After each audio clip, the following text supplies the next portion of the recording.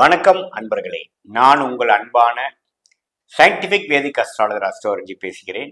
நல்லது நினைப்போம், நல்லது நடக்கும். தொடர்ந்து நம்ம சேனல்ல வரக்கூடிய வீடியோஸ் பார்த்துட்டு இருப்பீங்க நம்புறேன். அறிவியல் சார்ந்த கருத்துக்களை எந்த விதத்திலையும் மூட நம்பிக்கையில போகாமல் உள்ளது உள்ளவாறு பார்த்து கொண்டிருக்கிறோம். அந்த வரிசையில இந்த வீடியோவில் நம்ம என்ன பார்க்க போறோம்னு பார்த்தீங்கன்னா, சனி திசை யாருக்கு யோகத்தை கொடுக்க போகிறது, யாருக்கு அவயோகத்தை கொடுக்க போகிறது பார்க்க போறோம். அதுக்கு முன்னாடி சேனலில் ஃபஸ்ட் டைம் வரவங்க சப்ஸ்கிரைப் பண்ணுங்கள், பெல் ஐக்கான் கிளிக் பண்ணுங்கள், தொடர்ந்து நம்மளோட காணொலியை பார்த்துட்ருங்க. இப்போ பார்த்தீங்கன்னா சனி திசை சனி, சுக்கிரன், ராகு, புதன் போன்ற அணியை இந்த கிரகத்தின் அணியை சார்ந்த ஒரு கிரகமாக இருக்கிறது. செவ்வாய், குரு, சந்திர, சூரிய, கேது அணிக்கு எதிர்மறையான அணியை சார்ந்த ஒரு கிரகமாக சனி வருகிறது. ஸோ சனி எந்த ஒரு கிரகத்துக்கு அதிநட்பாக வருகிறாரோ அந்த லக்னக்காரருக்கு நல்ல ஒரு பலனையும் ராஜயோகத்தை கொடுக்கக்கூடிய ஒரு தசையாக வரப்போகிறது. சனி 19 வருடங்கள் தசை காலம் இருக்க போகிறது. ஸோ எந்த ஒரு லக்னத்துக்கு சனி ராஜயோகத்தை கொடுக்க போகுதுன்னு பார்த்தீங்கன்னா, துலா லக்னம், ரிஷப லக்னம், அதாவது சுக்கிரனின் லக்னக்காரர்களாகிய துலா லக்னம், ரிஷப லக்னத்துக்கு ராஜயோகத்தை கொடுக்கக்கூடிய ஒரு ராசியாக ஒரு தசையாக 19 வருடங்கள் வரப்போகிறது. அதனால மிடில் பீரியட்ல வரும்பொழுது நல்ல தொழில் பண்ணி ஜெயிக்கக்கூடிய நல்ல கர்மாவை செய்து, ஏன்னா சனியே பார்த்தீங்கன்னா கர்மகாரகன். நம்ம கர்மா என்னென்ன கர்மா நம்ம செய்யணும்னு நினைக்கிறோமோ அந்த கர்மாலாம் நம்ம செய்யக்கூடிய ஒரு அம்சத்தை கொடுக்கக்கூடியவர். வேலையில் இருந்தாலும் வேலையை விட்டுட்டு நிறைய தொழில் செய்யக்கூடிய அமைப்பு கொடுக்கக்கூடியதான் சனி.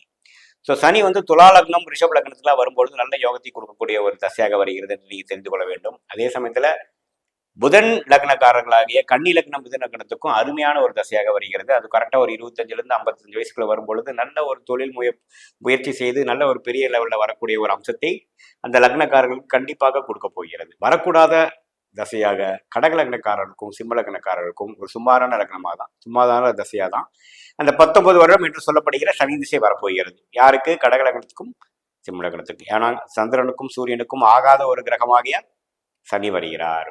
ஒளி கிரகமாகிய சந்திரனுக்கும் சூரியனுக்கும் இருள் கிரகமாகிய சனி ஒத்து வராது, நட்பு கிரகமாக இருக்காது. அப்படிங்கிற காரணத்தினால சிம்ம லக்னம் கடக லக்னக்காரருக்கு சனி திசை 19 வருடம் வரும்பொழுது ஒரு சுமாரான பலன்களை தான் கொடுக்கிறார்.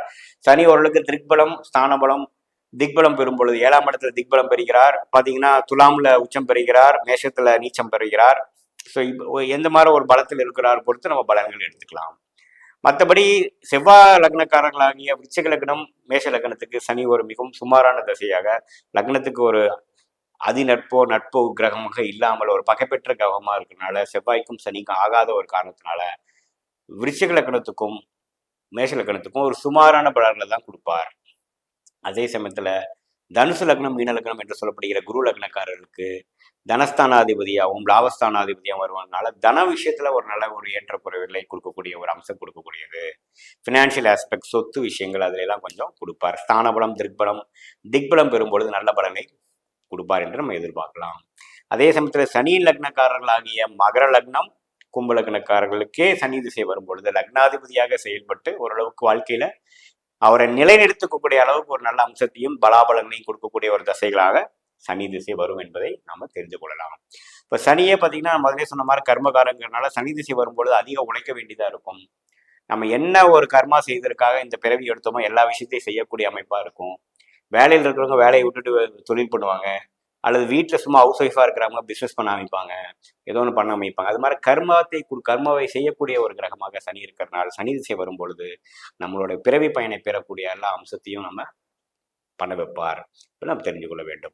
குறிப்பாக சனியின் நட்பு லக்னமாகிய துலாம் லக்னம், ரிஷப லக்னம், மிதுன லக்னம், கன்னி லக்னத்துக்கு சனி திசை வருவது அது குறிப்பாக ஒரு 25-30 வயசுலேருந்து ஒரு 55-60 வயசுக்குள்ள வரும்பொழுது ஒரு அருமையான ஒரு யோக ஜாதகமாக அமையுது என்பதை நீங்கள் தெரிந்து கொள்ள வேண்டும்.